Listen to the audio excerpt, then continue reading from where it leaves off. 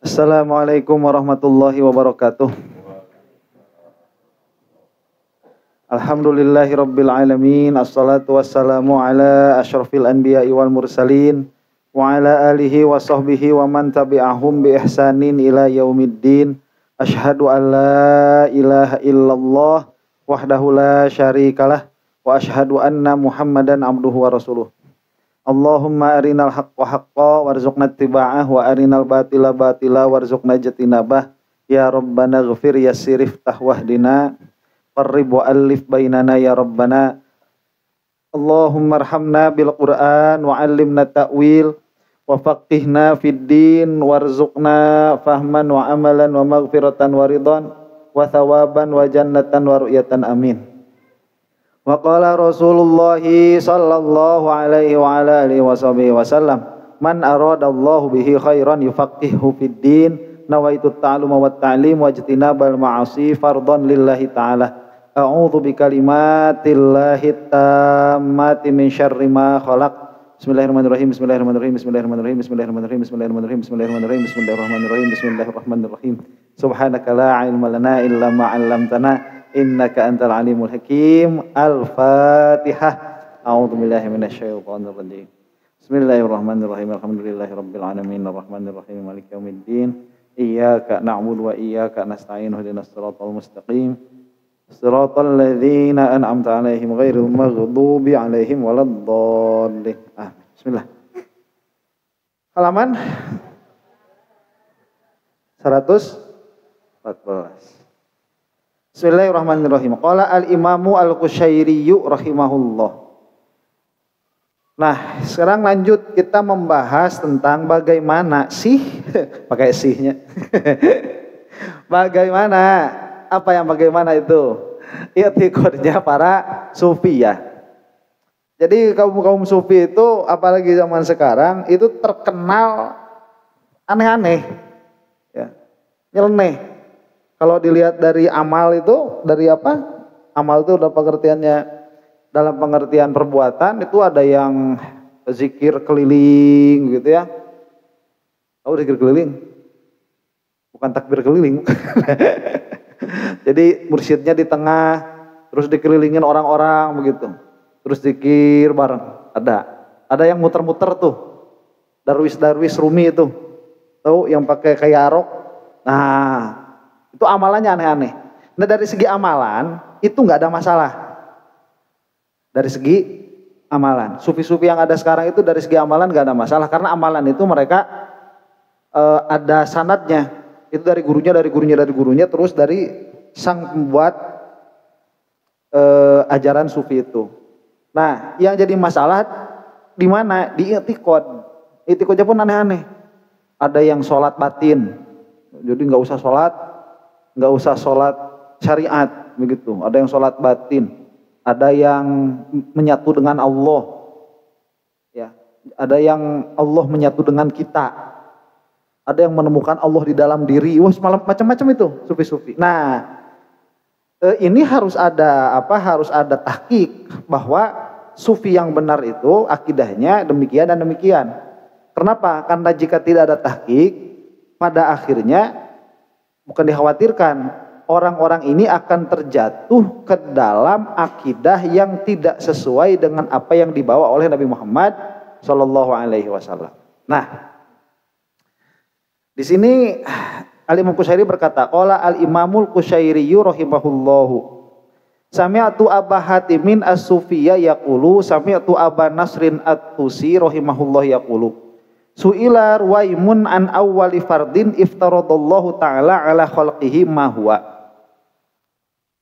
Ditanyalah siapa? Syekh Ar-Ruwaim, Syekh Ruwaimun, tentang perkara yang fardu yang pertama kali difardukan oleh Allah Ta'ala atas makhluknya. Apa itu? Faqala, maka berkata Syekh Ruwaim, al-ma'rifatu. Yang pertama kali diwajibkan oleh Allah itu ma'rifah. Nah, itu jawabannya. Pertanyaannya, apa yang pertama kali diwajibkan oleh Allah? Itu pertanyaannya. Jawabannya, ma'rifah. Paham nggak maksudnya nih? Maksud pertanyaan dan jawaban? Nggak paham? Begini. Maksud apa yang pertama kali diwajibkan oleh Allah itu, apa fondasi dari semua kewajiban-kewajiban? Apa fondasi dari Islam? Apa fondasi dari amal? Jadi kalau kayak kita masuk ruangan itu kan masuk pintu tuh. Nah, kalau nggak masuk pintu kita nggak bisa masuk ruangan. Nah ini kita itu harus melalui apa dulu sebelum kita masuk ke dalam Islam yang lebih dalam. Yang pertama kali diwajibkan. Jangan sampai kita itu sudah mengerjakan amalan dan kita sudah mengerjakan kebaikan-kebaikan, tapi pintu yang seharusnya kita lewati tidak kita lewati. Pada akhirnya kita tidak masuk ke dalam Islam. Paham ya? Nah, jadi apa sih yang harus pertama kali dilaksanakan oleh mukallaf ini? Jika dia ingin masuk ke dalam Islam. Itu pertanyaannya. Jadi ini adalah fondasi. Pertanyaan yang paling fundamental. Apa sih perkara yang paling fundamental di dalam Islam? Begitu kalau bahasa sekarang. Ya, dengan pengertian jika tidak ada itu tidak akan ada Islam. Dijawab al-ma'rifatu. Yang pertama kali diwajibkan adalah ma'rifat. Jadi ma'rifat ini kalau di dalam uang ibarat angka satunya. Sisanya 0. Angka satunya ini apa? Angka satunya ini ma'rifat. Sehingga jika ma'rifat ini dilewat, dia langsung sholat, langsung zakat, langsung puasa, langsung haji, 0 semua. Nah, itu jawabannya. Adapun makrifat itu sendiri apa? Kan begitu. Makrifat itu apa terus? Makrifat itu pengertian secara cepat saja. Tidak ada subhat mengenai Allah. Jadi bersihkan dirimu dari subhat. Itulah kadar minimal itu. Bukan kadar minimal sih. Emang itu hakikatnya. Ya. Bersihkanlah pikiranmu dari subhat mengenai Allah. Kira-kiranya begitu. Nah, apakah ini jawaban asal jawaban atau ini adalah jawaban berlandaskan dalil? Nah, ini jawaban berlandaskan dalil. Apa dalilnya? Liqaulihi ta'ala wa ma khalaqtul jinna wal insa illa liya'budun. Dan tidaklah aku menciptakan jin dan manusia kecuali agar mereka itu sebentar. Jangan dulu diterjemahkan kecuali agar mereka itu beribadah, jangan. Karena ini bahasa Arab. Ya, jadi tidaklah aku menciptakan manusia dan jin atau jin dan manusia kecuali agar mereka ya'budun. Nah, ya'budun ini apa? Qala Ibnu Abbasin radhiyallahu anhu liya'rifun. Ya'budun ini maksudnya ya'rifun. Itu kata Ibnu Abbas. Agar kalian itu mengenal, mengetahui. Ya.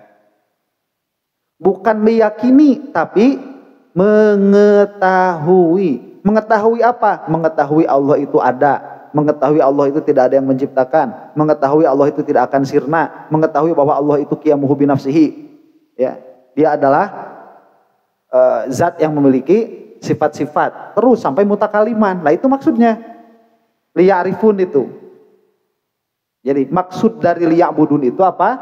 Liya'rifun, untuk ma'rifat. Apa maksud ma'rifat itu? Mengetahui Allah Subhanahu wa taala sebagaimana sifat-sifat Allah sebagaimana adanya begitu. Nah, itu selesai. Ya. Wa qala al-Junaid, dan telah berkata Syekh Junaid, inna awwala ma yuhtaju ilaihi min aqdil hikmati ma'rifatul masnu'i sani'ahu. Kata Syekh Junaid, sesungguhnya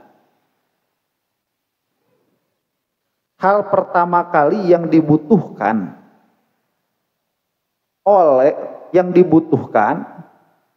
bagi menetapkan hikmah. Apa itu? Ma'rifatul masnu'i sani'ahu. Pengetahuan makhluk mengenai kholiknya. Pengetahuan yang diciptakan mengenai penciptanya. Wal muhdasi kaifakana ihdatsuhu, dan yang diadakan bagaimana dia diadakannya. Faya arifu sifatal khaliqi minal khaliq minal makhluqi. Nah, jika demikian, maka hasilnya apa? Hasilnya si makhluk ini akan mengetahui distinction, perbedaan antara khaliq dan makhluk. Jadi khaliq Allah Subhanahu wa taala disucikan sama sekali dari sifat-sifat kemakhlukan. Wa sifatal qadimi minal muhdasi, dan sifat yang qadim dari sifat yang dibarukan.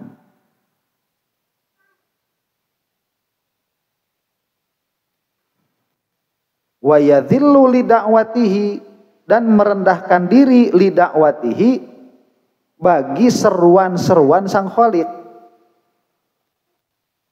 Wa ya'tarifu biwujubi ta'atihi, dan mengakui mengenai kewajiban ketaatan kepada khaliq.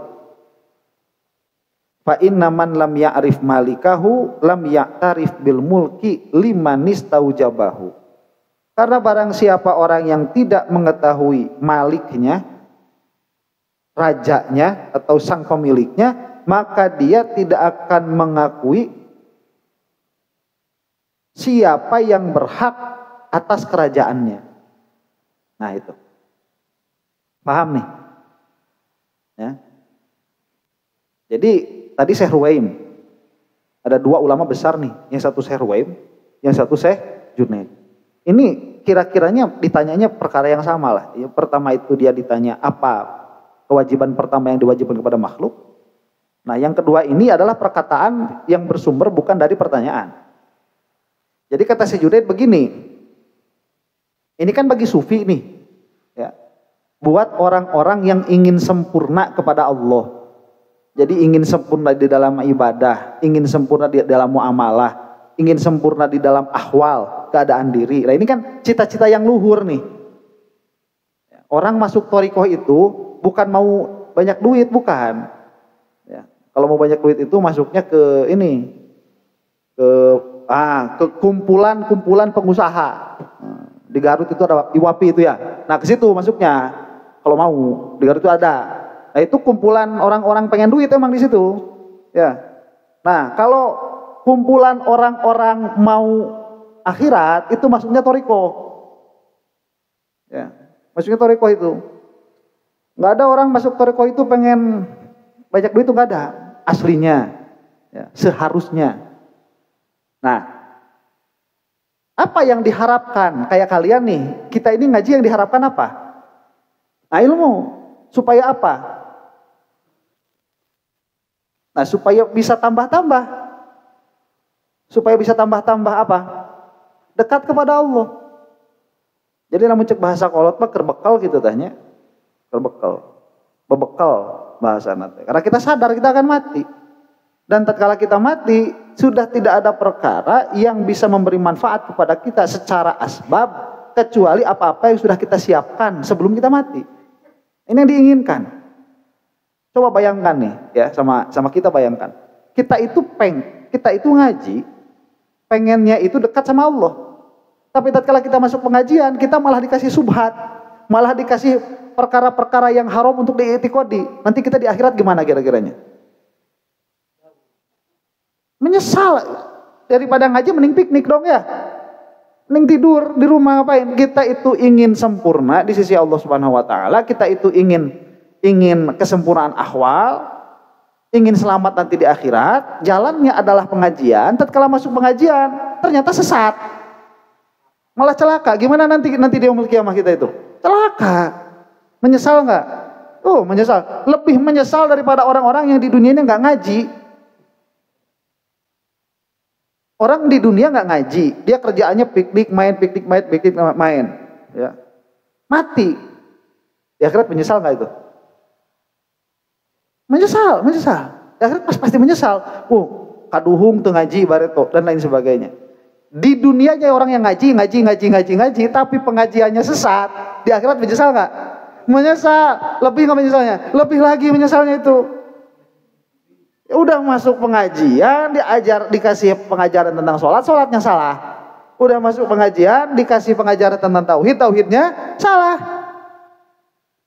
Nanti dia masuk mati, masuk akhirat, lebih menyesal daripada orang yang kerjaannya tidur sama piknik. Nah, pun ada kelompok-kelompok yang mereka itu bernamakan thariqah dan sufi, dan mereka itu bersungguh-sungguh di dalam melaksanakan perintah gurunya. Zikirkan ini sekian, puasa sekian hari. Puasanya kan kalau mereka itu abang-abangan, cek bahasa orang banyak 40 hari, 60 hari, kadang-kadang 1 tahun gak putus. Teman saya itu sampai 3 tahun gak putus itu puasanya itu. 3 tahun gak putus-putus. Ya maksudnya bukannya buka sih, cuman ya besoknya puasa lagi. Itu 3 tahun tuh. Ah, itu kan kalau bagus, baik dan benar di dalam etikotnya, itu kan selamat nanti dia memiliki kiamah itu. Ya. Tapi kalau ternyata akidahnya salah, dia masuk ke situ udah puasa banyak, zikir banyak, ternyata etikotnya itu dia menemukan Allah yang ada di dalam diri. Nanti masuk yaumil kiamah gimana? Sesat.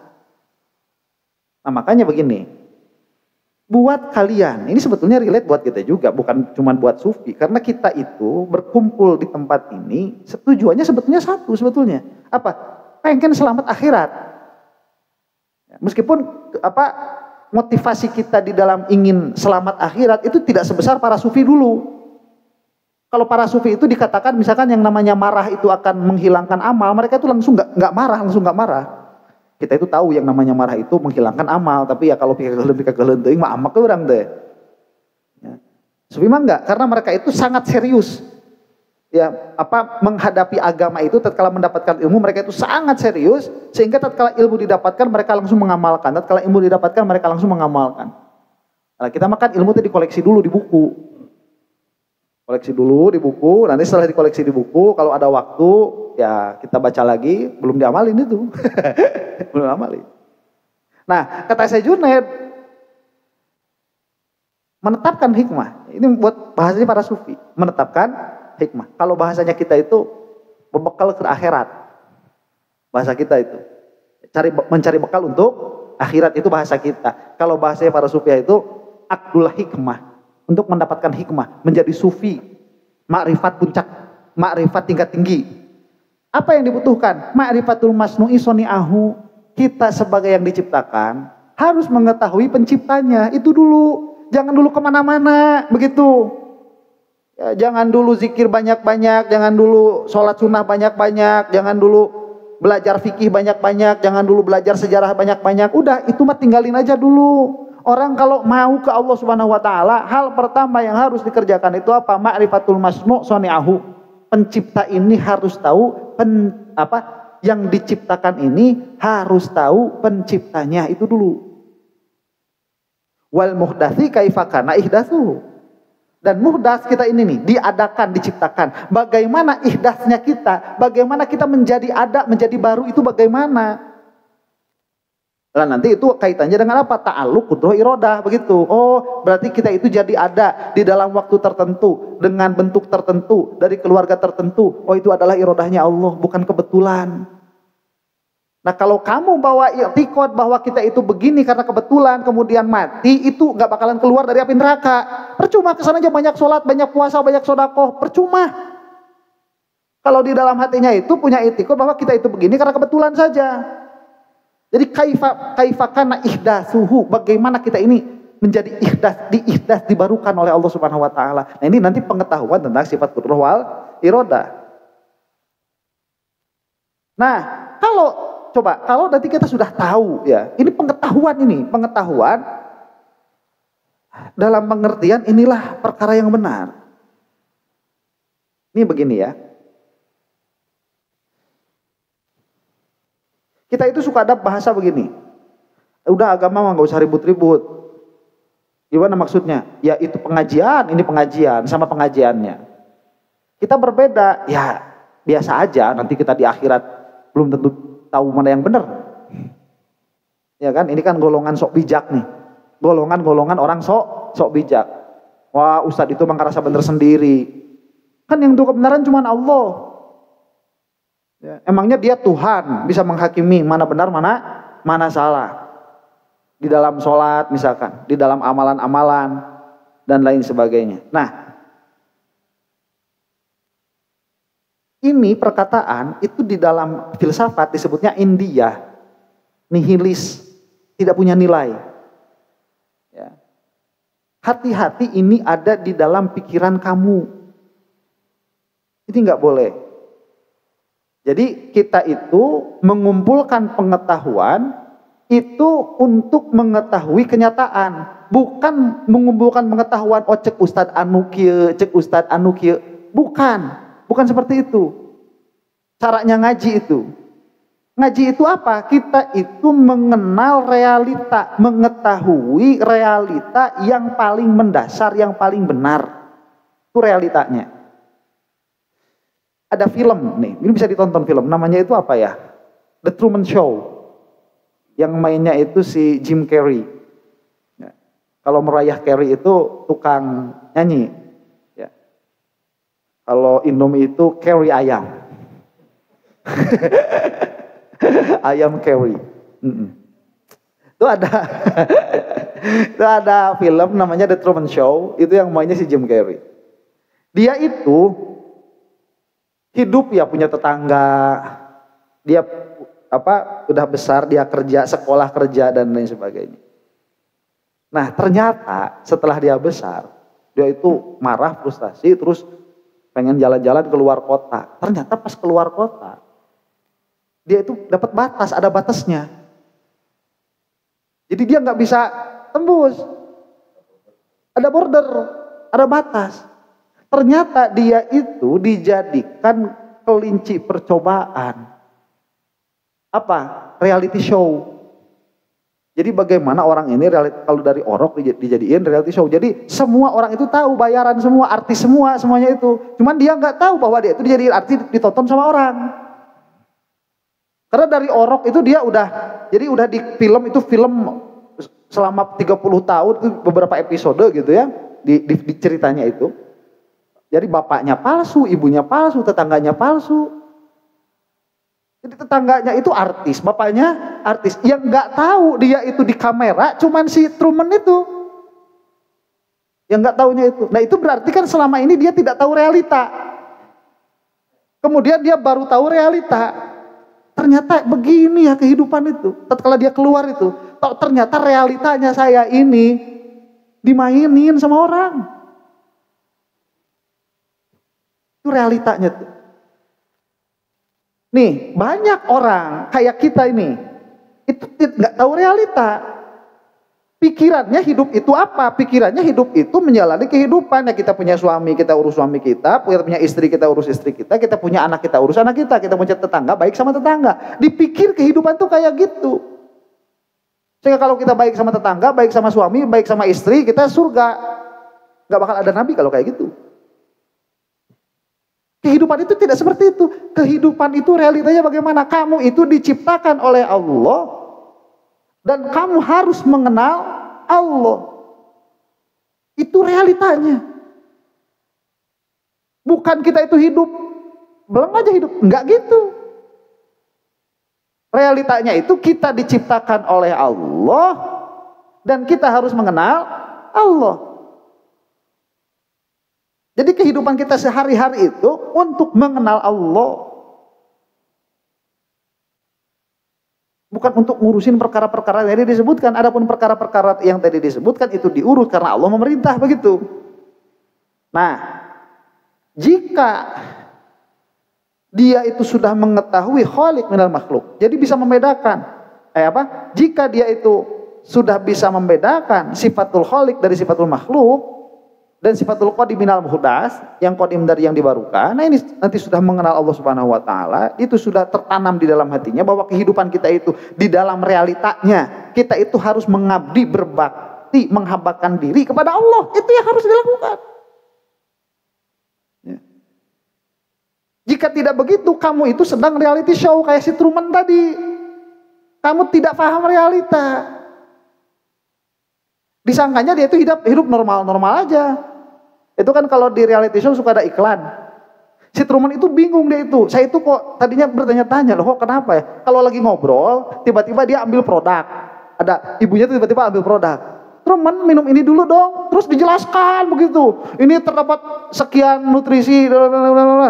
Padahal itu lagi iklan. Dia tuh nggak sadar. Dia tuh lagi dijadiin objek iklan begitu. Dia nggak sadar lagi di endorse. Baru ngerti ternyata begini. Itu kan kehidupan penuh kepalsuan kan. Dunia ini panggung sandiwara. Hai hai hai hiham. Nah itu tuh si Truman Show tuh. Sandiwara aja. Masa kita itu mau hidup penuh dengan sandiwara? Kita itu hidup untuk mengenal Allah, menghambakan diri kepada Allah. Itu yang harus ditanamkan sampai kita mati. Apa yang pertama kali dituntutnya? Mengenal Allah Subhanahu wa taala, membedakan Allah dari makhluk. Nah, sehingga kalau sudah tahu, coba, ya udah tahu ya, dan diciptakan sama Allah, dan realita itu dijadikan realitas sesungguhnya. Maka kita akan bagaimana? Maka kita akan merendahkan diri di hadapan perintah Allah. Karena hakikatuhu kita itu menghamba, berkhidmat untuk Allah. Tuh kalau udah kenal sama Allah, kenal realita. Jadi kita itu hidup mengakui perintah-perintah Allah. Kemudian kita juga menjadi sadar bahwa kita itu wajib mentaati Allah. Karena ini loh ada sutradaranya begitu. Ini loh semua diciptakan. Kita ini loh diciptakan oleh Allah. Allah saja yang bisa memberi manfaat. Dan Allah saja yang bisa memberi madarat. Fa inna man lam ya'rif malikahu lam ya'tarif bil mulki liman istaujabahu. Nah, orang yang tidak mengenal rajanya, orang yang tidak mengenal rajanya, gimana dia bisa mengakui bahwa ini adalah haknya? Semua ini adalah haknya siapa? Haknya Allah. Hidup kita ini haknya siapa? Haknya Allah. Waktu, nafas, darah, jantung, gerak, diam yang ada pada diri kita dan di luar diri kita, ini semuanya milik siapa? Milik Allah, kerajaannya Allah. Maka siapa yang berhak atas gerak kita? Allah. Siapa yang berhak atas diam kita? Allah. Siapa yang berhak atas jantung kita yang berdetak dan darah kita yang mengalir? Allah. Itu yang berhak. Lah kita nggak tahu itu, kita malah dikasihin ini sama orang lain. Makanya yang pertama kali harus diketahui itu ma'rifatul masnu ila sani'ihi, atau apa, sani'ahu. Yang diciptakan ini harus tahu kepada penciptanya. Nah, ala kulli halin berarti hal pertama kali harus dilaksanakan sebelum apapun apa? Ma'rifah. Di dalam pengetahuannya dulu, segi pengetahuannya dulu. Setelah segi pengetahuan baru nanti segi apa? Segi ahwal. Ya. Hudurul qalbi. Nah, bagaimana kata pensyarah? Qala asy-syarihu radhiyallahu anhu ijtama'a kalamu Ruwaimin wal Junaidi wa huma mimman yuqtada bihima fi hadza sya'ni fa innahuma jama'a baina ulumil amali wal haqaiqi wattafaqu kalamuhuma ala anna awwala wajibin ma'rifatullah wa hadzal wajibu yajibu bisyar'i wa yurafu bil aqli. Jadi perkataan dua syekh besar ini, yaitu Syekh Ruwaim dan Syekh Junaid al-Baghdadi, yang mana mereka berdua ini adalah imam-imam di dalam tasawuf, mereka itu sepakat. Ya, mereka itu sepakat apa? Bahwa hal pertama kali yang harus dikerjakan itu ma'rifatullah. Dan kewajiban ini wajib bisyar'i, diketahui dengan akal. Maksudnya wajib bisyar'i bagaimana? Ini yang memerintahkan ini siapa? Allah, begitu. Ya. Jadi para ulama itu kalau ditanya bagaimana hukumnya ini atau bagaimana statusnya ini, mereka itu tidak menjawab dari hawa nafsu mereka, tapi mereka itu menjawab di sisi Allah loh begini. Jadi dalam pengertian bagaimana? Gini, yang mengatakan, nah ini yang maksud saya tadi, bukan pendapat-pendapat itu, yang mengatakan bahwa hal pertama kali yang wajib bagi seorang mukallaf untuk dikerjakan itu adalah ma'rifatullah, itu bukan ulama yang mengatakan itu Allah, begitu. Allah yang nyuruh kamu itu kenal dulu sama saya, kenali aku. Jangan sampai di dalam pikiranmu itu ada perkara-perkara yang syubhat tentang aku, kayak si Salafi Wahabi itu. Ya, punya i'tiqad Allah di aras, punya i'tiqad Allah turun, itu i'tiqad sesat dan menyesatkan, salah. Berarti kewajiban pertama pun mereka itu tidak mengerjakan. Ya. Nah, fa innahu la wajiba inda ahli sunnati illa bi syar'i, karena inda ahli sunnah tidak ada kewajiban kecuali dia itu tetapnya dengan syariat, dalam pengertian tidak ada yang boleh mewajibkan kecuali Allah. Ya, cuman jalan mengetahui apa yang diwajibkan oleh Allah itu para ulama, para mujtahid. Walidzalika istadalla biqouli ta'ala wa ma khalaqtul jinna wal insa illa liya'budun. Makanya kenapa para ulama itu harus mengeluarkan dalil tatkala mereka ditanya tentang hukum? Karena mereka itu, para ulama itu tidak ditanya tentang hukum di sisi mereka, begitu. Paham gak nih? Paham ya? Kalau kamu nanya sama saya, Ustadz mau makan sama apa? Ya saya jawab misalkan mau sama apa? Ikan asin. Misalkan, saya butuh dalil nggak? Nggak butuh, yaitu menurut saya kok, saya maunya apa? Saya maunya apa? Saya jawab ikan asin, nggak butuh ada dalil. Tapi kalau ditanya, Ustadz apa? Tapi kalau ditanya misalkan nih, Pak Budi ditanya, Pak Budi, hari Ustadz pengen makan sama apa? Kata Pak Budi, asin. Boleh nggak jawab gitu Pak Budi? Boleh nggak? Nggak boleh atas dirinya kan, yang ditanya bukan kemauan Pak Budi kok, yang ditanya itu kemauan saya. Cuman yang ditanya Pak Budi. Maka Pak Budi harus mengeluarkan dalil. Pak Budi apal di mana? Ya Ustadz mah nya urang ge 10 tahun. Kamari mah resepna sate, enak bagus beureuh, aduh sate. Ya ngomong kamari. Berkata sama saya kemarin. Nah, itu ada dalilnya enggak? Ada dalilnya, karena memang agama itu tidak bisa menurut kamu. Enggak boleh. Makanya tatkala ditanya, saya Junaid, hal pertama kali yang harus dilaksanakan apa? Enggak begini, menurut analisa saya, enggak.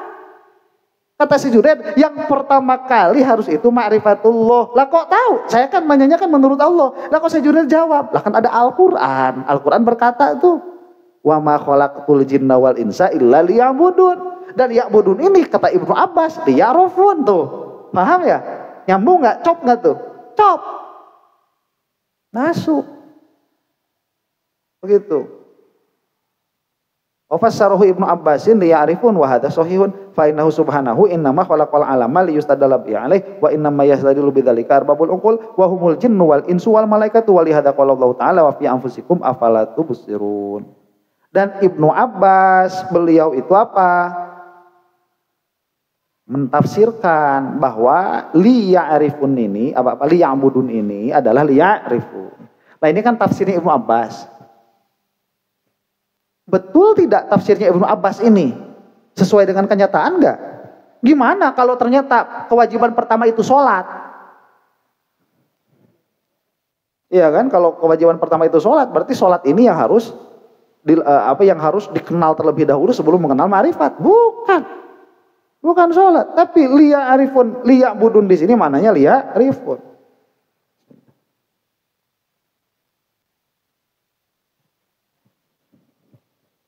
Dan ini adalah pendapat yang sahih dari Ibnu Abbas. Kenapa sahih? Karena alam itu dia diciptakan oleh Allah supaya menjadi jalan kita mengenal adanya Allah. Ya. Alam itu, jadi begini. Coba saya tanya nih ya. Buah pisang itu diciptakan buat apa? Lihat, kalau buah pisang diciptakan untuk dimakan, Allah nggak bakal bikin manusia. Kok Allah bikinnya monyet semua? Kan buat dimakan kok. Bener, buat monyet itu buat dimakan tuh pisang itu. Buat manusia itu bukan dimakan dulu, jangan makan dulu kamu, karena kamu dikasih sesuatu yang mana monyet nggak dikasih. Daging itu diciptakan buat apa? Kalau buat dimakan, Allah nggak bakal bikin manusia, dibikinnya singa semua. Singa, sapi, Apa? Rumput untuk apa? Untuk bergoyang. Biar nanti ada lagu tanyakan kepada rumput yang bergoyang. Rumput untuk apa? Untuk makanan kambing. Enggak lah.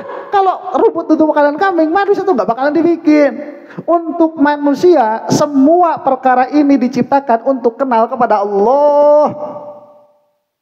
Biar tahu siapa penciptanya. Itu buat manusia itu. Nah kalau manusia sekarang melihat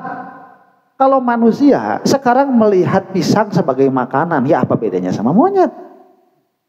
Kalau manusia itu melihat sapi sebagai bahan rendang, ya apa bedanya sama singa? Kalau ngelihat dataran-dataran tinggi itu mau jadi flying fox, oh ini buat jadi flying fox bagus nih, apa bedanya sama apa yang suka loncat-loncat itu? Tupai sama bajing, apa bedanya? Buat kita semua yang diciptakan oleh Allah ini liyustadallabih, untuk dijadikan dalil alaihi kepada Allah Subhanahu wa taala. Wa inna ma yastadillu bidzalika arbabul uqul. Siapa yang bisa istidlal? Yang punya akal. Siapa itu yang punya akal? Jin dan manusia. Sedangkan tadi disebutkan wa ma khalaqtul jinna wal insa illa liya'budun. Jadi Allah itu menciptakan jin dan manusia itu untuk apa? Untuk kenal begitu. Kenal kepada Allah. Apa jalannya? Alam. Makanya walitalika istadalla biqauli ta'ala wa ma khalaqtul jinna wal insa wa humul jinnu wal insu wal malaikatu, dan malaikat walihada qala Allah taala wa fi anfusikum afala tubsirun. Karena itulah Allah berfirman wa fi anfusikum, dan di dalam diri kalian pun ada tandanya. Apa? Afala tubsirun. Kenapa kalian itu tidak berpikir? Gitu. Coba kita sebagai manusia nih, kadang-kadang marah nggak? Marah. Marah itu ciptaan siapa? Ciptaan Allah. Kalau di dalam diri kita itu ada marah, marah itu fungsinya untuk apa? Untuk mengenal Allah. Biar kita tahu bahwa di dalam diri kita itu ada sesuatu yang baru. Dan sesuatu yang baru itu pasti diciptakan. Dan kita merasa bukan kita yang menciptakan. Ya. Itu. Apa ini? Oh baru dah kau biarin aja. Suka teguludu, teguludu lagi ya. Nah begitu. Ya. Ini apa? Diciptakan perkara-perkara di dalam diri kita pun untuk mengenal Allah Subhanahu wa taala. Walihada qila a'rafakum min nafsi a'rafakum bi rabbi. Ya biarin aja dulu. Mati tuh Sun. Hah? Tepegat. Kenapa? Karena itulah siapa dikatakan a'rafukum bi nafsi a'rafukum bi rabbi. Di antara kalian yang paling mengenal diri kalian itu adalah yang paling mengenal Allah. Kita mengenal diri kita ini semuanya kembalikan kepada Allah. Diciptain ganteng itu buat apa? Buat kenal sama Allah. Diciptain cantik itu buat apa? Buat kenal sama Allah. Diciptakan lapar itu buat apa? Buat kenal sama Allah. Ini kalau dokter-dokter nanti bilangnya begini, kenapa ada lapar di dalam diri kita? Supaya ada sensor. Jadi lapar itu sensor supaya kita itu tahu kapan waktunya makan.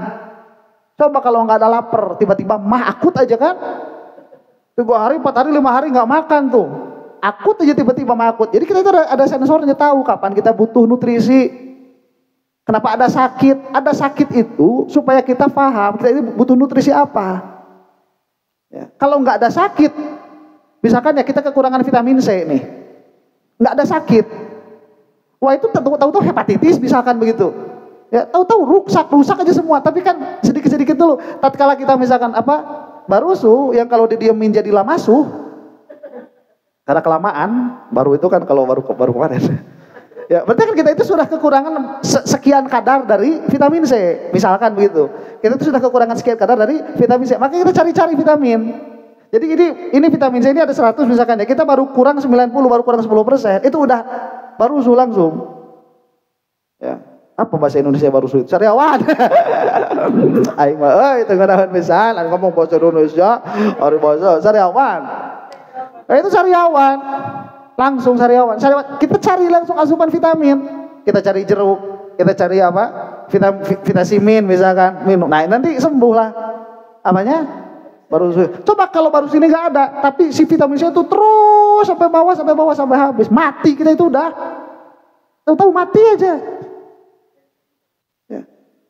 Nih, itu mah bukan ahli makrifat, itu mah kedokteran kayak gitu mah.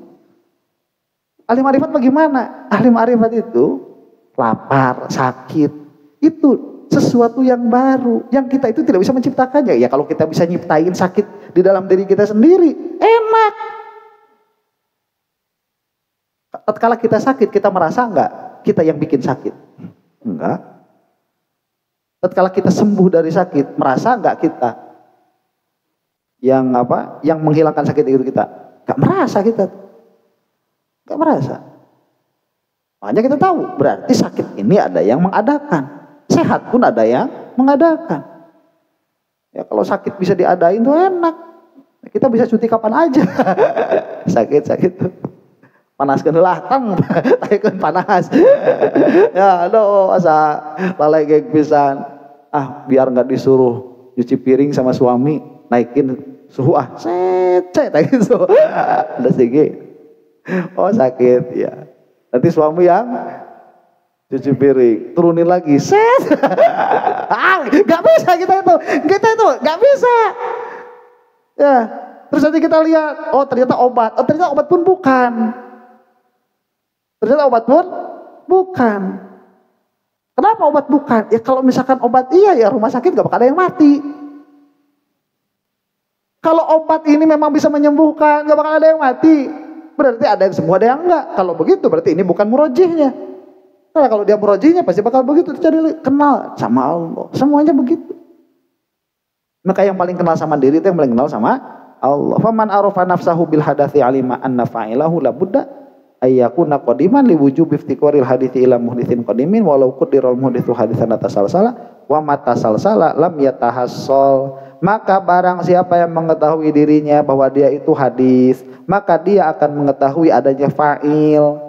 Yang mana fa'il itu harus qadim, karena jika fa'il ini tidak qadim maka akan tasalsul, sedangkan tasalsul itu mustahil. Tuh kita lagi ngaji tasawuf, yang dibahas tasalsul lagi, balik lagi sama tasalsul, mustahil. Emang seperti itu, tasawuf itu tidak akan bisa lepas dari akidah. Wa idza arafa rabbahu wa anna min jaizatihi ayyam alama yasha wa annahu arsala rusula wa ta'abbada khalqahu fa hina idzin yata'abbadu bi amri man taqaddamat ma'rifatuhu lahu fa awwalu wajibin ma'rifatuhu bi rabbih wa yalihi ibadatuhu lahu bi amrihi wa nahyihi. Nah, kalau sudah tahu Rabbnya itu ada, maka dia akan tahu sifat jaiznya Allah, bukan sifat jaiznya, perkara yang jaiz bagi Allah. Dan di antara perkara yang jaiz bagi Allah itu apa? Mengutus para rasul.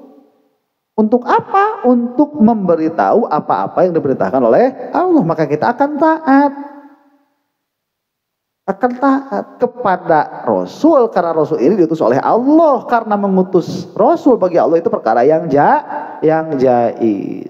Setelah itu baru mengerjakan larangan dan perintah tuh. Jadi mengerjakan larangan, menjauhi larangan dan mengerjakan perintah itu cabang dari mengakui Rasul. Yang mana mengakui Rasul itu cabang dari mengenal Allah. Yang mana mengenal Allah ini hasil dari berfikir. Makanya jadi sufi nggak bakalan bisa kalau bukan ahli mikir. Enggak dia belum lah. Mikir jang. Tapi tahu balik dia mikir belum. Aduh, masya Allah. Ayo pertaruhan tadi dengan dia, cung.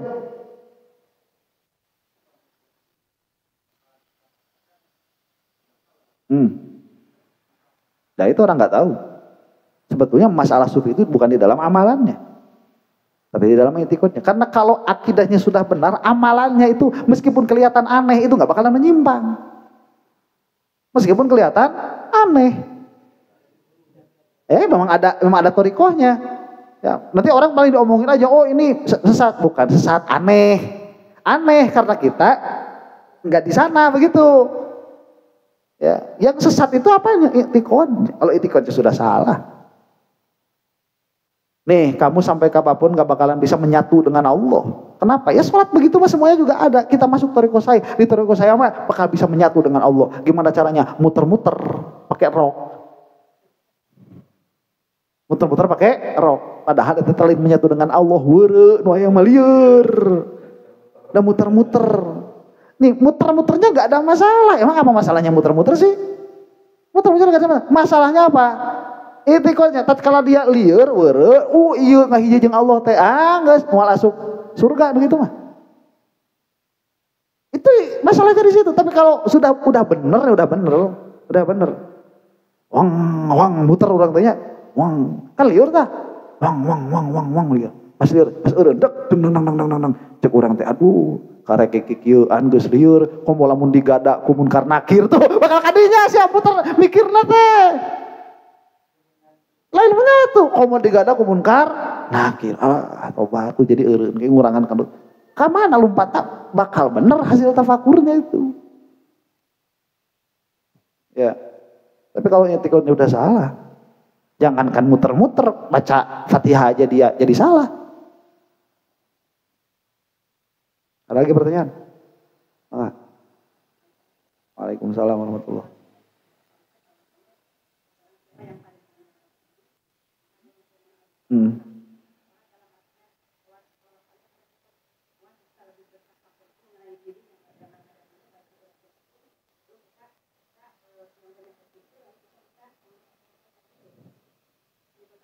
Ya, maksudnya di sini itu dia yang paling tahu keadaan dirinya secara tafsili.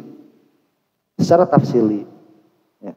Jadi kemakhlukan dirinya secara tafsili.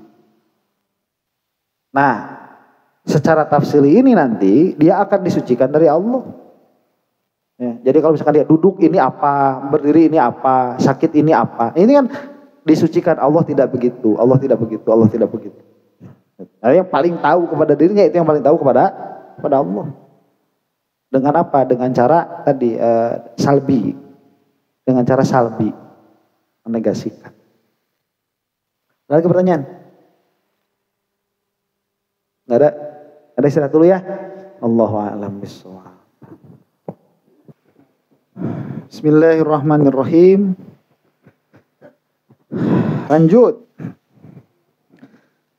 Qala al-Imamul Qushairi radhiyallahu anhu, telah berkata Imam Qushairi radhiyallahu anhu.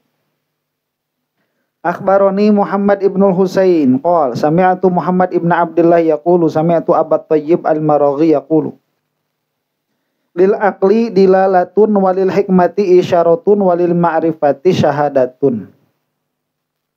Akal itu punya dilalah. Hikmah itu memiliki isyarah.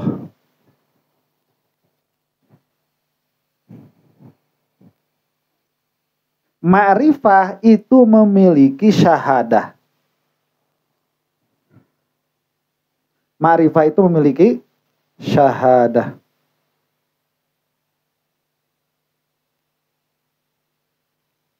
Fal aqlu yadullu, maka akal itu menunjukkan.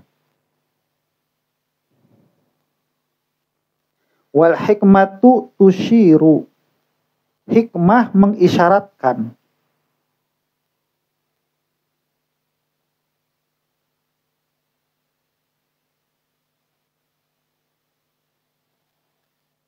Wal ma'rifatu tashhadu, sedangkan ma'rifat itu menyaksikan. Menyaksikan apa? Anna sofa al ibadati, bahwa kesucian ibadah atau kemurnian ibadah la yunalu illa bisofa it tauhidi, tidak akan bisa didapatkan kecuali dengan sucinya tauhid atau murninya tauhid.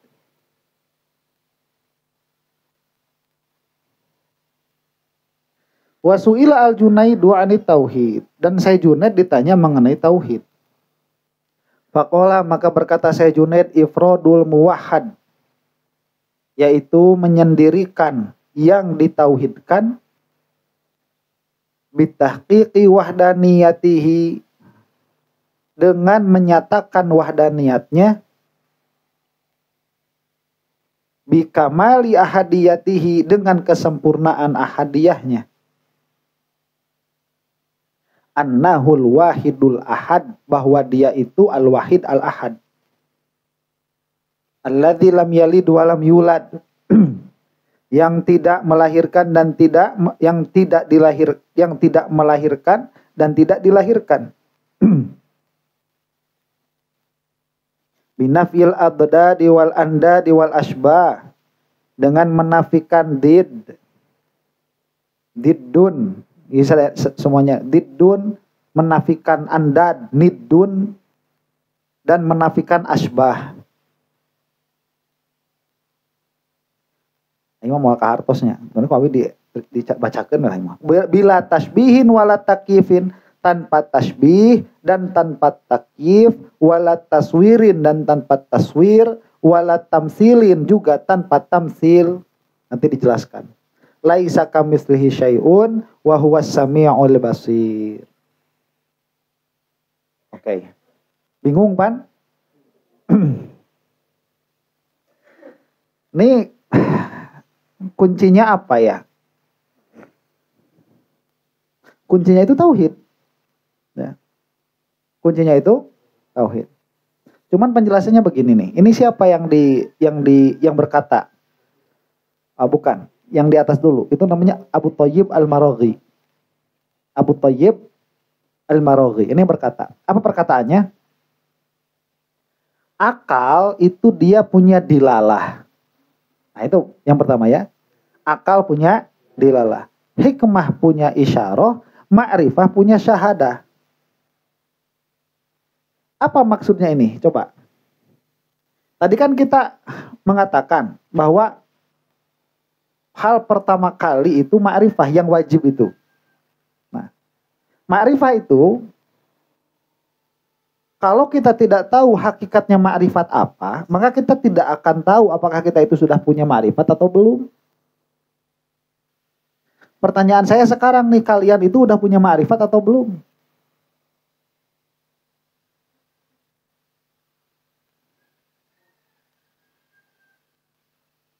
Udah punya ma'rifat belum? Sudah. Apa ma'rifat itu? Coba kalau sudah.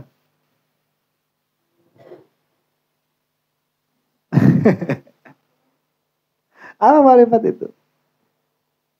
Ya kalau kita susahnya perkara akli begitu.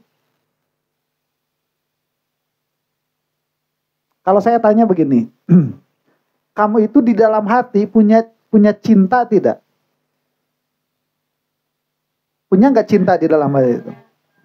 Cinta kepada Nabi lah. Punya nggak? Apa cinta kepada Nabi itu? Sehingga kamu bisa mengatakan bahwa kamu itu punya cinta kepada Nabi. Apa cinta kepada Nabi itu?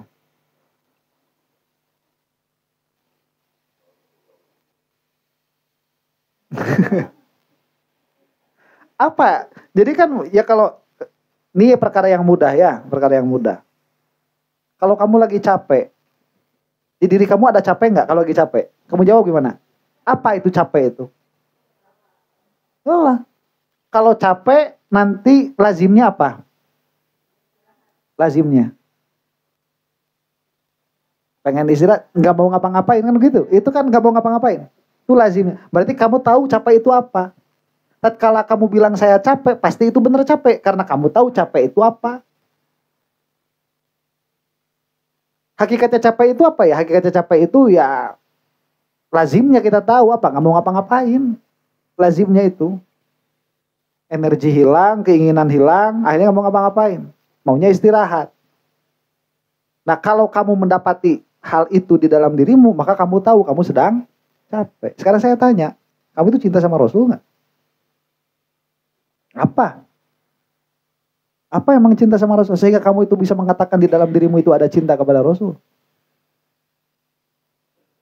Kerinduan. Orang itu nggak pernah ketemu, gimana bisa rindu? Apa yang mau dirinduin? Rindu itu dia pernah bertemu. Jadi dia pernah bertemu. Kemudian nanti di dalam hati itu ada ulfun. Ulfun itu apa ya? Kenyamanan. Ada kenyamanan. Nah, tatkala jauh kenyamanan itu hilang. Kita ingin kenyamanan itu. Itu rindu. Makanya kalau ditanya nanti misalkan suami jauh sama ibu jauh, ibu kita, orang tua kita, mana yang lebih rindu? Sama orang tua kita. Karena orang tua kita itu ulfutnya lebih daripada suami kita. Nanti kalau di surga itu ditanya, kamu lebih milih sama ibu kamu apa lebih milih sama suami kamu? Kamu pasti milih sama ibu kamu. Kenapa? Karena sampai ibu kamu itu lebih ulfun. Kita terpisah jauh, kita ingin rasa itu lagi, itu rindu namanya. Sama Rasulullah belum pernah ketemu, gimana bisa rindu?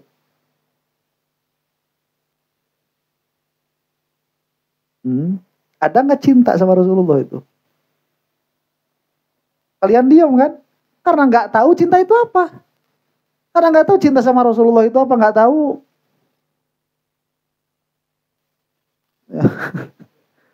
Cinta sama Rasulullah itu itharuhu ala ghairihi, memilih beliau atas lainnya.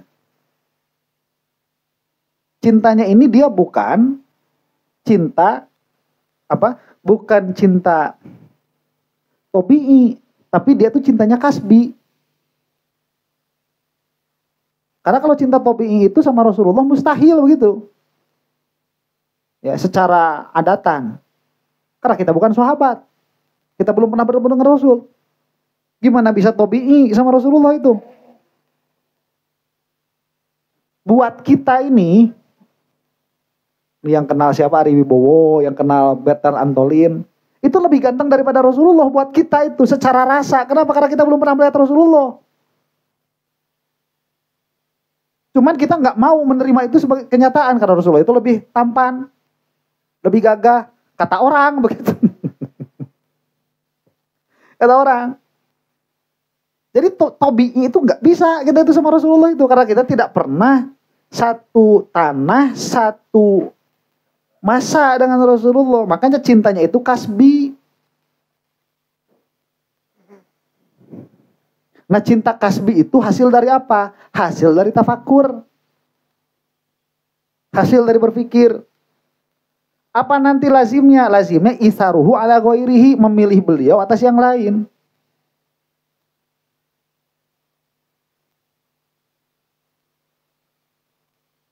Coba saya nanya nih, nanti di akhirat. Di akhirat aja nanti ya, pengetahuan kita. Kalau kita sampai masuk neraka, yang bisa ngangkat kita dari neraka siapa? Secara asbab Rasulullah. Secara asbab. Kalau kita naik surga, yang bisa menaikkan derajat kita di surga siapa? Rasulullah. Kemudian kalau nanti di akhirat, kita akan ditanya amal-amal kita, mulai dari tauhid, sholat, puasa, dan lain sebagainya. Dan kita mengerjakan itu sekarang. Kita bisa mengerjakan perbuatan itu dari siapa? Dari Rasul. Sekarang pertanyaan saya begini, ada tidak orang yang memiliki kebaikan lebih besar kepada kamu daripada Rasulullah? Nggak ada. Karena kalau nggak ada Rasulullah, semua ini akan hilang. Kita bisa begini karena ada siapa? Rasulullah. Ada tidak orang yang berhak diutamakan daripada Rasulullah? Tidak ada tuh. Itu cinta namanya. Itu cintanya cinta kasbi. Kita berpikir dulu. Dan kita mengatakan di dalam hati kita mentasdik, tidak ada orang yang berhak mendapatkan kebaikan kita melebihi Rasulullah Shallallahu Alaihi Wasallam. Nah itu kalau sama kamu ditasdik tuh, itu kamu ada cinta sama Rasulullah. Kalau itu ditasdik, tidak ada makhluk yang lebih berhak mendapatkan perhatian kita melebihi Rasulullah Shallallahu Alaihi Wasallam. Makanya Rasulullah itu pernah berkata sama para sahabat itu kan, ya di hadis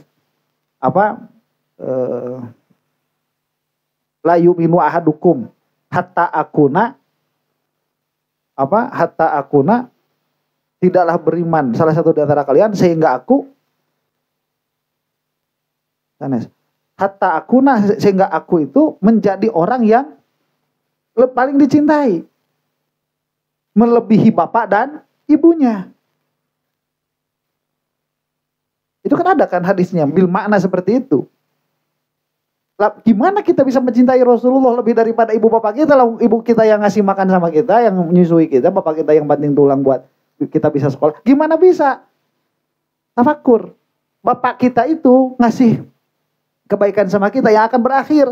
Rasulullah itu jadi jalan kebaikan bagi kita yang tidak ada Akhirnya, bukankah Rasulullah ini jadi lebih berhak mendapat kebaikan daripada ibu bapak kita? Iya. Nah itu kalau ada di dalam dirimu tasdik seperti itu, berarti ada cinta kepada Rasul. Dan apabila nanti cinta ini dia tahakkuk, benar-benar ada di dalam dirimu, maka kamu akan mendahulukan perintah Rasulullah daripada perintah hawa nafsumu. Dan kamu akan menjauhi larangan Rasulullah daripada larangan selain Rasulullah. Itu kalau sudah tahakkuk. Sekarang pertanyaannya begini, kalau begitu, ada nggak cinta tuh di dalam dari kamu buat Rasulullah itu? Nanya saya sekarang, ada nggak? Tidak ada surga lebih tinggi daripada surganya orang-orang yang cinta kepada Rasulullah. Dan tidak ada neraka yang lebih rendah daripada nerakanya orang-orang yang mengaku-ngaku cinta kepada Rasulullah. Sok saya tanya sekarang, adakah cinta sama Rasulullah itu? Hah?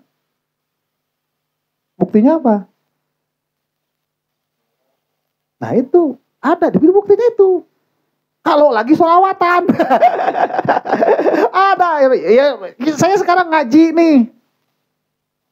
Saya sekarang ngaji. Nah ini kan perintahnya Rasul. Kalau misalkan saya nggak cinta sama Rasul, ya ngapain saya ngaji? Tatkala kamu lagi ngaji, tatkala kamu di rumah ada pengajian, kamu cinta sama Rasulullah nggak itu? Nggak. Ngaku-ngaku itu mah.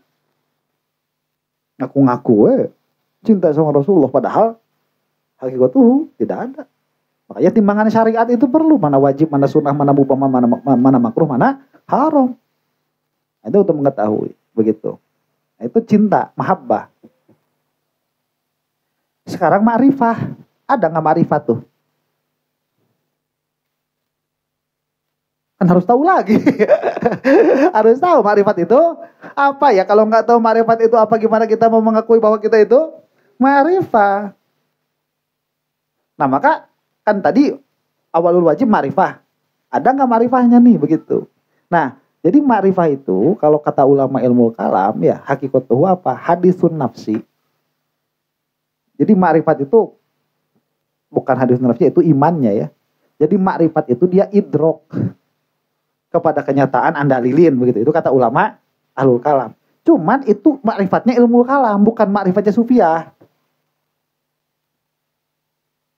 Ya. Makrifatnya ahlul kalam itu permulaan dari makrifatnya sufiah. Jadi ahli sufi tatkala bilang makrifat, yang dimaksud itu bukan makrifat ahlul kalam, tapi tidak bertentangan. Yang dimaksud para sufi makrifat itu yang melebihi makrifatnya ahlul kalam. Paham gak nih?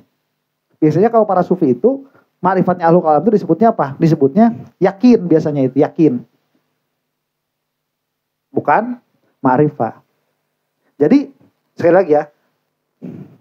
Nih, ada bahasa kalam kan? Kalam. Kalam itu kata ulama nahwu sama kata ulama tauhid, beda nggak? Beda. Kalau kata ulama nahwu itu kan lafad, burokab dan lain sebagainya. Kalau kata ulama kalam itu adalah sifat yang ada di Allah Subhanahu wa taala. Yang ini hadis, ini qadim, beda kan jauh kan? Kalam ini bukan kalam ini. Nah, kalau ma'rifah menurut sufi dan ma'rifah menurut ilmu kalam itu tidak bertentangan. Kalau kalam tadi, kalam kata ulama nahwu begini, kalam kata ulama kalam begini. Ini bertentangan. Kalam ini bukan kalam ini, kalam ini bukan kalam ini. Tapi ma'rifat menurut sufiyah dan ma'rifat menurut ulama kalam itu tidak bertentangan. Jadi makrifat kata ulama kalam tadi itu mengetahui kepada Allah Subhanahu wa taala berlandaskan dengan dalil yang sesuai dengan kenyataan. Nah itu. Nah kata ulama sufi itu belum makrifat, bukan makrifat, bukan. Tapi itu belum makrifat. Paham? Jadi lebih begitu. Makrifatnya sufiah itu. Nah, makanya di sini ada 3 bahasa, ada akal, ada hikmah, ada makrifah. Lil akli dalalatun walil hikmati isyaratun walil ma'rifati syahadatun. Paham? Akal punya dilalah, hikmah punya isyarah, ma'rifah punya syahadah. Nah, jadi ada 3 hal yang kita bicarakan di sini. Apa? 1 akal, 2 hikmah, 3 ma'rifah. Ya. Nah, akal dia fungsinya apa? Dilalah. mencari dalil. Cari dalil.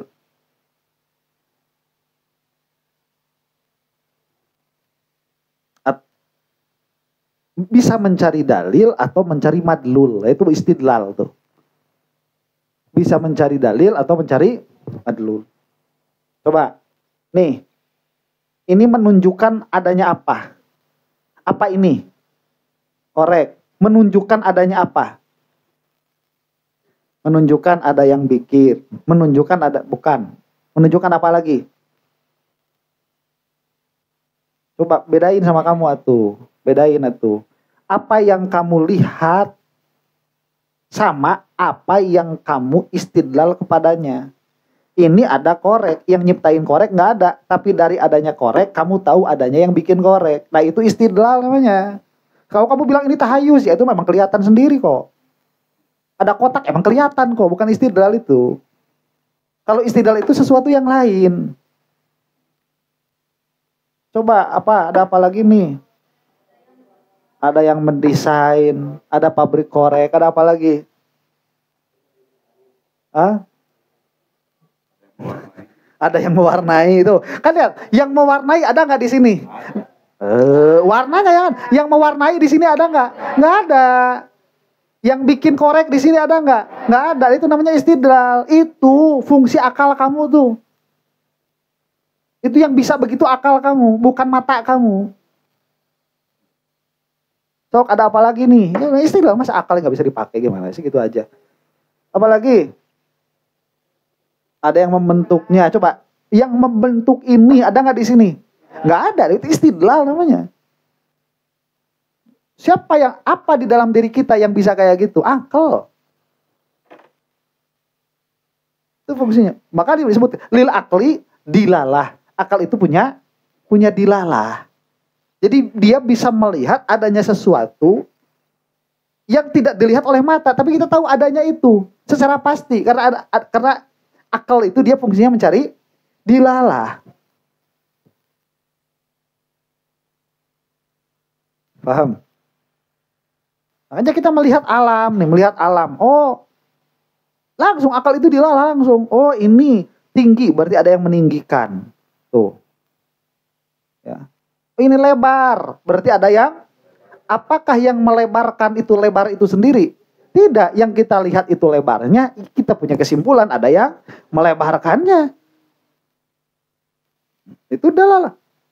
Itu fungsinya apa? Akal. Yang kedua apa? Walil hikmati isyaratun. Bagi hikmah itu ada isyarah. Nah, maksudnya apa ya?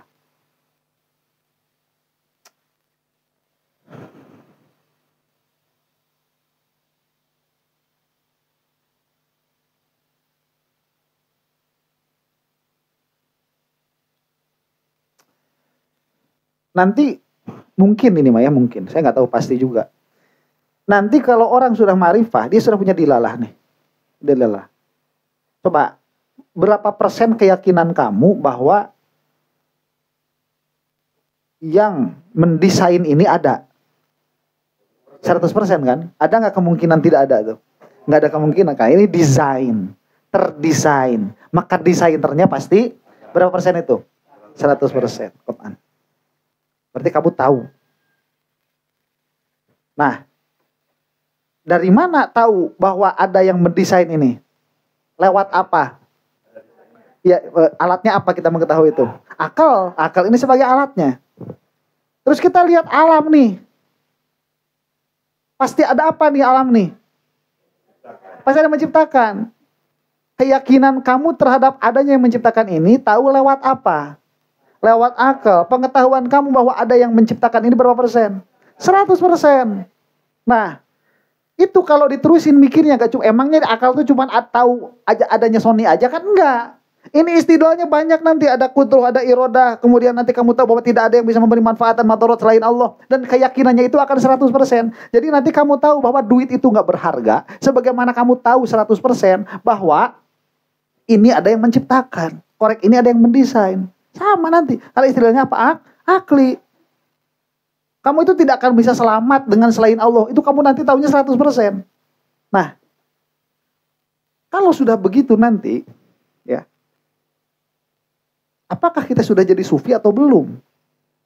Lihat nanti ada isyarat di dalam apa? Di dalam kesesuaian di antara perkataan dan perbuatan. Nah, sesuainya perkataan dan perbuatan. Apakah ada yang memberi manfaat dan madarat selain Allah? Nggak ada. Ayo tuh ngaji yuk. Iya, epi duitin.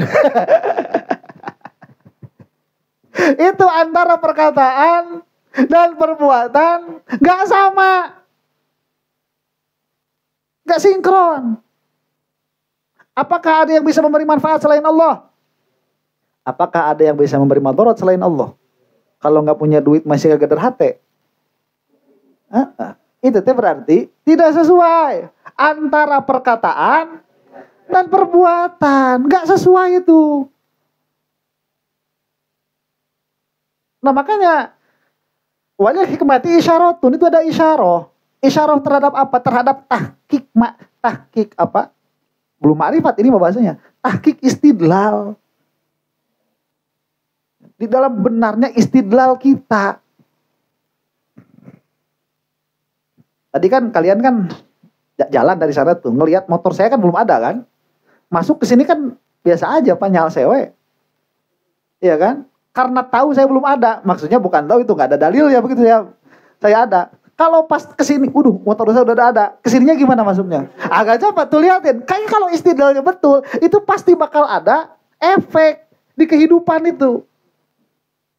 Kalau istidlalnya betul. Kalau istidlalnya nggak bener ya udah kayak gini aja, ada Allah, ada tapi tetap nggak punya duit nggak geder hati. Waktu na ngaji milih selain itu, ya waktu na beramal soleh dilewat, ya makanya gitu kita mah. Padahal kalau itu ada muwafiq antara apa yang ada dalam kolbu, perkataan dan perbuatan, lah itu namanya apa? Hikmah. Berarti kamu sudah punya hikmah. Kalau akal tadi punya nggak? Kita nih punya, makanya kita bisa istidlal. Hikmah punya nggak? Sok luplep hikmah. Sok luplep. Ya. Hikmah itu ada, makanya saya bilang begini ya, di dalam amal apapun, saya itu paling seneng sama ngaji. Makanya kita itu istiqomahnya di ngaji. Nih, ujian kamu di dalam ngaji itu nggak datang tiap hari. Nggak datang tiap hari. Kamu lagi ngaji misalkan, tetangga kamu mati, biarin. Nggak tiap kamu ngaji tetangga mati kok. Justru ujiannya di situ. Kalau ada yang ngurus. Kalau nggak ada yang ngurus ya kamu harus. Kapan lagi coba Rasulullah SAW itu lagi ngaji, anaknya wafat. Tercengkat di pengajian Rasulullah itu.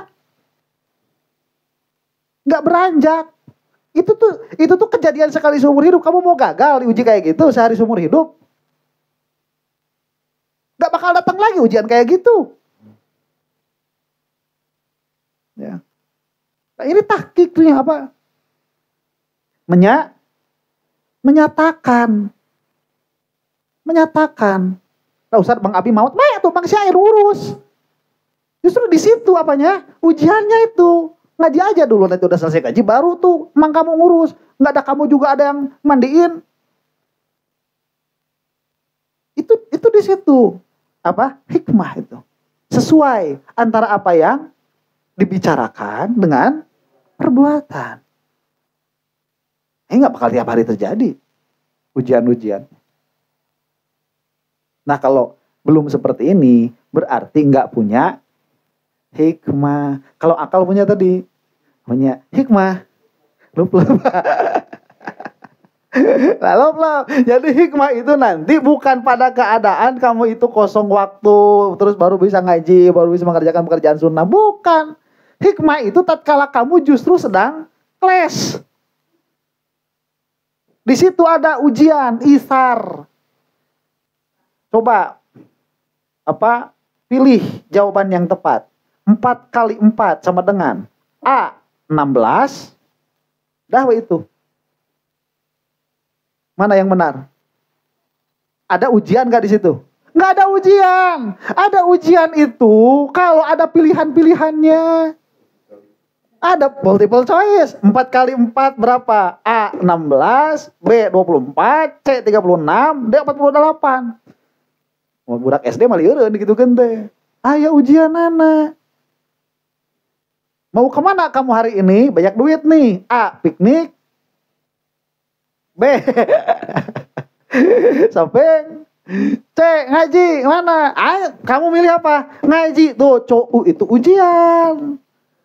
Ari Allah gawe mah tuh memang cek aja rek naon deui atuh. Emang gak ada pilihan lagi. Duit gak punya, jalan-jalan gak bisa. Yang ngajak main gak ada. Di rumah istri gak ada, ya udah mau kemana lagi, udah ngaji. Itu mah gak ada multiple choice tuh mah. Nah, ada multiple choice. Hah? itu kadang-kadang orang itu kalau udah istiqomah masuk majelisnya itu malah juga gak ada lembeng. Jadi makanya tadi saya bilang itu ujiannya itu gak tiap hari. Kalau orang udah kayak kita ini udah istiqomah ngaji ya, berangkat itu udah gak ada malas. Terus orang yang udah kayak gini kapan diujinya? Iya itu tatkala datang kesibukan, tatkala datang masalah, tatkala datang sakit udah ada meusan begitu. Di situ datang masalahnya itu. Kalau orang yang amatiran pilihannya itu 2. 1 tidur, 2 ngaji. Ngaji daripada berem tuh gitu kan. Cuma nanti ini kelamaan pilihan itu udah enggak ada.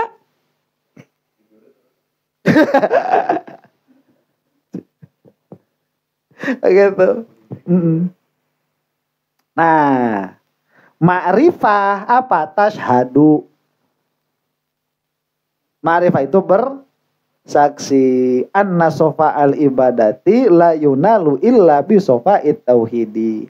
Bahwa kesucian ibadah tidak akan bisa didapatkan kecuali dengan kesucian tauhid.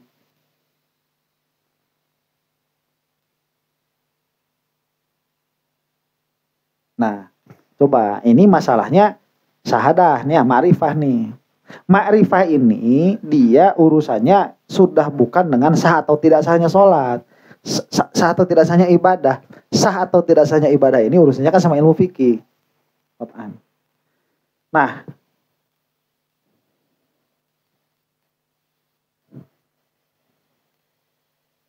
orang ibadah nih, yang gampang aja dulu ya, sodakoh.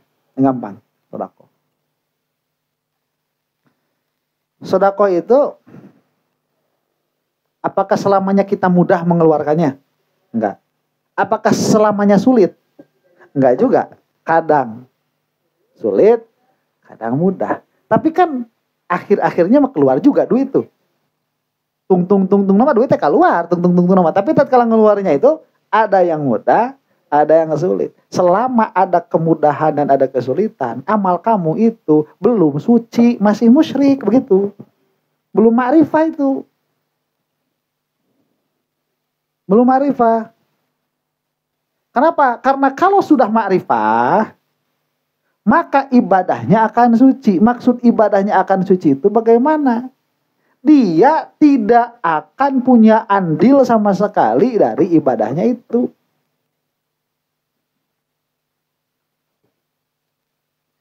Ngaji sok aya hoream. Sok aya hoream. Pertanyaan anak, ari nu ngangkatkeun ngaos saha? Allah Subhanahu wa taala. Ari anu teu ngangkatkeun ngaos kumaha? Ke lamun eta ku Allah hampir bisa hoream.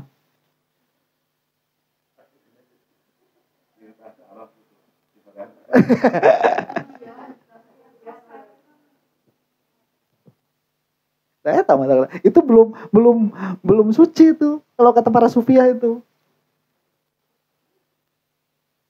Belum suci. Ustaz pan di hoream kan anjeun teu apal hakikat hoream, cik ari hoream naon hakikatna? Hakikatna hoream naon? Dia sifat ma'ani atau sifat salbi? Salbi pan eueuhna kadaek hoream teh ari eueuh diciptakeun teh ku Allah. Teu eueuh mah teu diciptakeun, batak apa haji teh sok jawab. Dikitukan ku Allah, kade teh hoream kok dinisbahkeun diciptakeun ka Allah. Hoream teh diciptakeun ku Allah. Allah teu nyiptakeun kadaek. Hoream mah teu diciptakeun ku Allah. Ulah namrahkeun ka Allah dari ka anjeun hoream. Apaan ku Allah digeukkeun anake pira kurang disebut belegug. Teu bisa. Ya. Namrahkeun mata perkara-perkara itu kita tuh enggak bisa bilang sama Allah itu ku Allah digitukeun, enggak bisa. Ya. Jadi tatkala malas nih ya, malas apa? Malas berangkat misalkan. Coba, bukankah kita itu digerakkan sama Allah? Didiamkan sama Allah. Nah kalau didiamkan sama Allah, digerakkan sama Allah, terus kok kenapa ada malas? Ada malas itu karena kamu masih merasa ini perbuatan kamu. Makanya malas. Nah, itu mah ada wilayah sufi dalam pengertian ya. Ya kita makan bukan sufi. Ya kita bukan sufi. Ya kalau kita ada malas ya emang kita kayak gitu begitu. Karena belum punya apa? Ma'rifah. Ma'rifah dalam pengertian sufi ini belum ada. Karena kalau ma'rifah dalam pengertian sufi itu ada, ya taghayyurul ahwal itu nggak bakalan ada. Wasu'ilal Junaid anit tauhidi faqala ifradul muwahhad bitahqiqi wahdaniyatihi bikamali ahadiyatihi annahul wahidul ahad allati lam yalid wa lam yulad binafil addad wal andad wal asbah. Jam berapa ini? 2/4? Oh kurang 3. Bentar lagi ya. Wasu'ila al Junaidu dan telah ditanya siapa al Junaid mengenai tauhid. Nah, begini ya. Kemudian bagaimana kita ini mentauhidkan yang benar?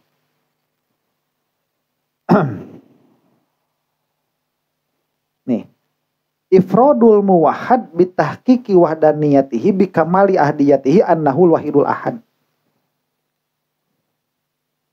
Ini susah bahasanya. Menyendirikan al-muwahhad yang ditauhidkan dengan apa itu caranya? Dengan tahqiq wahdaniyatihi, dengan kesempurnaan ahadiyatihi, bahwa Allah itu al-wahid al-ahad. Itu tauhid tuh. Jadi gimana ya maksudnya?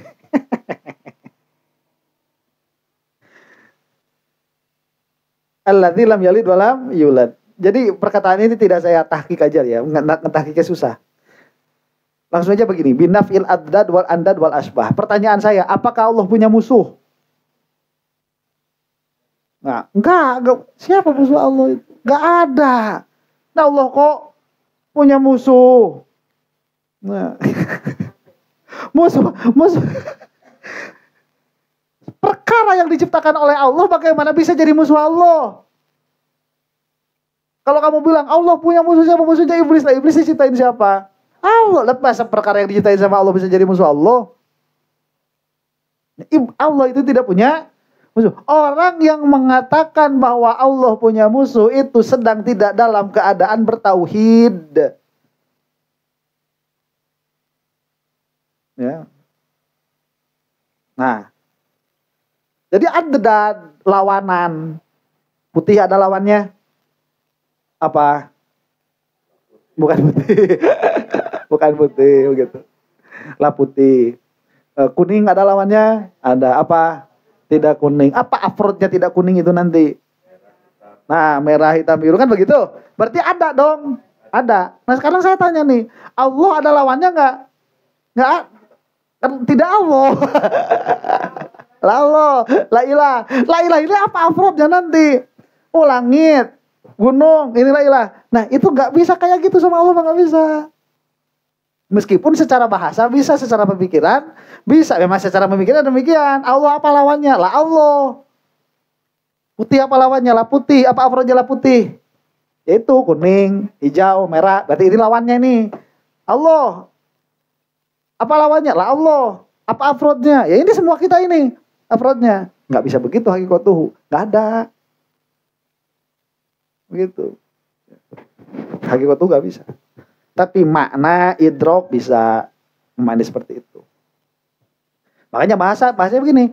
Nah kalau kamu belum paham itu, Ustaz benar, belum paham. Lah berarti belum tauhid benar. Kalau udah tauhid benar itu nggak bisa memang dikatakan Allah itu ada ad-dad wal andad. Nidun itu apa? Ya sama. Ya, did itu sama. Wal asbah, tidak ada bagi Allah itu apa? Syabih, yang menyerupai. Meskipun setitik. Coba ya, subhanallah itu Allah itu menciptakan menciptakan makhluk itu buat biar jadi bahan tafakur kita ya. Gini. Kalau kita lihat buah-buahan, buah yang satu sama buah yang lain itu beda. Tapi perbedaannya itu, dia ada yang bedanya itu ada yang jauh, ada yang dekat. Kayak mangga ya. Yang paling dekat sama mangga apa buah tuh? Paling mirip limus tuh, limus. Limus itu paling apa? Paling mirip. Nanti dia lebih jauh lagi. Lebih jauh lagi. Terus sampai ke duren tuh. Ya, cucukan. Ya kan, ada yang bersisik. Jadi kalau kita misalkan lihat nih, ada nggak persamaan antara mangga sama limus? Ada, itu syabih tuh. Banyak nggak persamaannya? Banyak. Sampai orang itu kadang-kadang ketuker. Ya. Terus ada lagi yang bukan limus itu apa? Kaweni. Kaweni jeung limus hese nggak beda kenana ya. Itu kaweni, itu limus. Ya. Hese nggak beda kenana ta. Saking apa? Saking mirip. Sama nggak itu? Beda. Tapi nanti itu turun lagi sampai beda jauh sama sekali. Kayak apa ya? Duren tuh. Mangga sama duren. Wah, eta mah geus. Jauh kan tidak tuh. Cuman kalau kita tanya nih, ada nggak persamaan antara mangga sama duren? Apa? Ya tuh. Sama-sama buah-buahnya lah, gampang lah begitu. Atau iya mah nu konkret atuh, nu konkret. Aya kulitan, sarua aya kulitan. Nah, aya cupatan, aya kulitan. Nah, ini kulitnya halus, itu kulitnya berduri begitu. Tapi kan sama-sama ada kulitnya. Nah, nanti makin jauh lagi ada apa tuh? Mangga sama kita.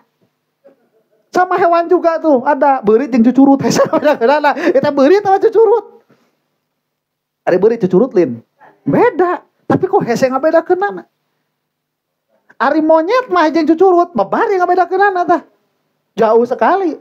Tapi antara monyet jeung gorila rada hese cok gerak monyet nu badak nu geus dewasa jeung anak gorila. Da juga sarua tuh. Apakah sama? Beda. Sampai kita manusia, kasta tertinggi dari makhluk itu manusia.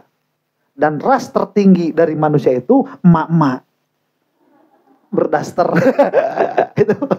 itu kasta tertinggi di planet bumi itu. Apa kalah udah itu. Gak pernah salah. Nah, kemudian kalau kita tanya nih, ada nggak bedanya antara beurit sama cucurut? Ada bedanya. Cuman cari bedanya apa? Susah. Tapi pasti ada samanya. Iya, samanya bedanya. Cari bedanya susah. Tapi pasti ada beda. Kebanyakan sama. Nah, kalau misalkan udah cucurut sama manusia baru, wow, banyak udah bedanya. Nah, manusia sama monyet baru agak susah nih bedanya. Makanya bedanya di akal nanti. Tangan sama punya tangannya, kaki sama punya kakinya, mata dua sama punya mata duanya, telinganya sama-sama di pinggir. Sama itu sama monyet itu. Nah, yang beda itu apanya nanti? Akalnya. Nah, ini marotib namanya. Marotib makhluk. Ada martabatnya. Setiapnya ada persamaan. Meskipun begitu, kalau kita cari yang paling tinggi sama yang paling rendah, pasti ada samanya. Cucurut yang jelema, aya sarwana tuh. Aya, naon sarwana, mun hitut bau. Eta sarwana teh, cucurut yang jelema teh. Demikian kalamun si emak itu, sok jalan ke cucurut. Pareto. Dulu itu saya kan diasuh ya.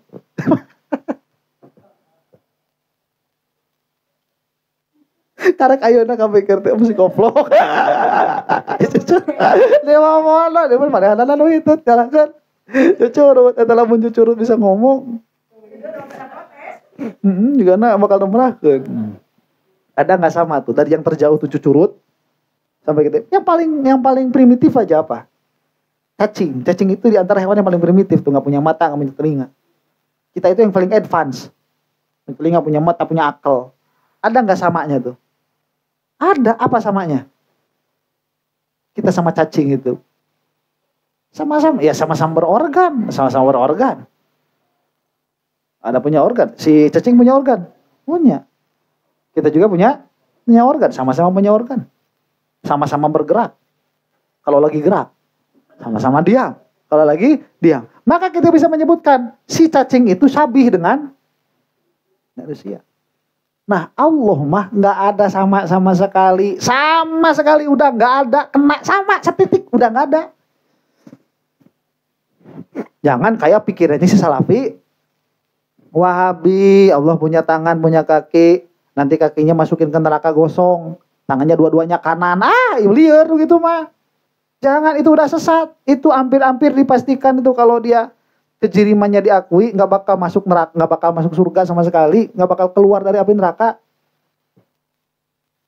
Sudah kayak gitu. Kenapa? Karena udah sabi. Nah, kalau Sufia, coba bila tasbihin. Nah, awas nih, ya. Kita itu seringnya di mana masuknya itu? Orang-orang yang kayak gini. Orang kalau belum masuk ke ilmu akli, itu biasanya punya ilustrasi di dalam dirinya. Allah itu seperti udara. Jadi meliputi semua alam tuh Allah itu seperti udara. Bukan ada di mana-mana. Meliputi begitu. Meliputi seluruh alam. Bener gak tuh ikut kayak gitu? Salah. Allah itu meliputi seluruh alam. Salah. Yang begitu mah apa? Udara. Sedangkan Allah tidak ada sama dengan udara. Gak ada sama sekali dengan udara itu. Atau Allah itu terang benderang, bercahaya. Ya kalau kita melihat Allah itu nanti di surga, caang. Itu juga kebiasaan orang-orang awam tuh mengilustrasikan seperti itu. Itu benar apa salah? Salah. Yang kayak gitu mah lampu tidurnya buat. Begitu malain Allah. Anu caang begitu. Awas, hati-hati. Tidak ada syabih. Nah, orang-orang yang sekarang bilangnya tasawuf, itu ada isu kayak gitu. Dia zikir, nyari cahaya nanti. Terus dia dimasukin ke dalam hatinya. Allah, ada yang kayak gitu. Ya. Itu tidak akan keluar dari api neraka. Na'udzubillahi min dzalik. Bila tasyifit, bila tasbihin, wala takifin, wala taswirin, wala tamthilin. Makanya tanpa tasbih, tanpa takyif, tanpa taswir, tanpa tamthil. Laisa kamitslihi syai'un wa huwas samiul basir. Nah, itulah etikodnya apa? Sufiyah. Ada pertanyaan?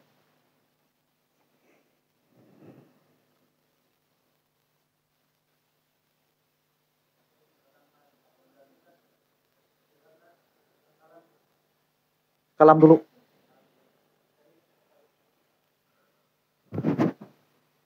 Paling tinggi. Lamun nete. Sufi. Jadi lamun nete. Maka kalam heula teh kalam. Syariat. Iki. Baru tasawuf. Nu paling tinggi di antara lima. Jelas sufi itu. Paling tinggi. Makanya banyak orang kelas akselerasi. Sabarukna bisa agama kelas akselerasi itu, bisa agama kelas akselerasi itu. Apal kalam jeleng-jeleng kan sufi. Apakah bisa? Ya iya, toriko yang sekarang gak diajarin tauhid, gak diajarin syariat. Mereka merasa karena secara label memang mereka gak tinggi secara label itu. Toriko loh. Ya kalah lah kita ilmu kalam kok. Mau diaduin sama toriko, ya kalah kita secara label. Tapi tanya, apakah mereka itu benar?